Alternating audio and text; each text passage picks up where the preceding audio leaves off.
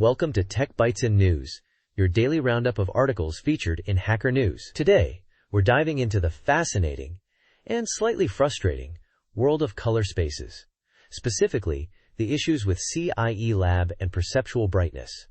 Think you know color? Think again. Oh boy, here we go. I'm always up for a bit of color theory chaos.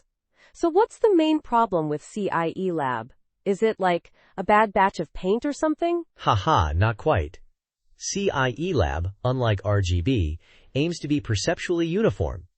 It tries to make the numbers match what we actually see, but it's a model, not a perfect representation of human perception.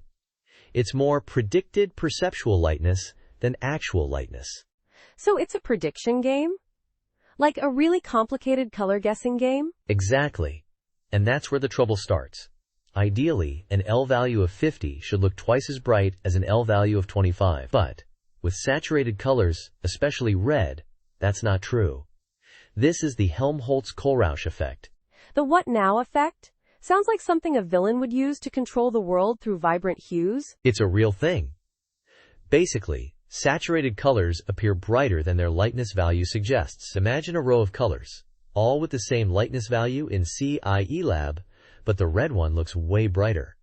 That's the effect in action. So CIE Lab gets the lightness wrong for saturated colors? That's a pretty big deal, right? Like for graphic designers and stuff? It is a big deal, especially when you're doing things like desaturating images.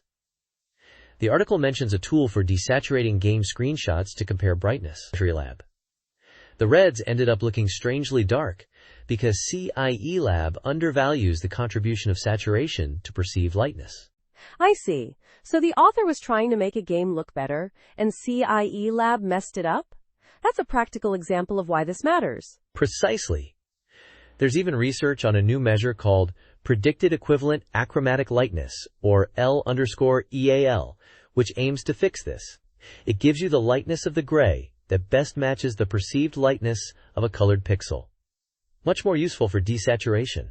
That sounds like a much-needed improvement. So, is there a perfect color space out there that solves all these problems? Unfortunately, not yet. The author hasn't found one that incorporates these transformations directly. It's still a work in progress, a quest for the holy grail of perceptually uniform color spaces. But hey, at least we're aware of the problem now, right? Right. It's all about understanding the limitations of our tools. Thanks for breaking down this colorful conundrum for us. My pleasure. And that's all the time we have for today's Tech Bytes and News. Join us tomorrow for more tech talk. Goodbye. Bye-bye.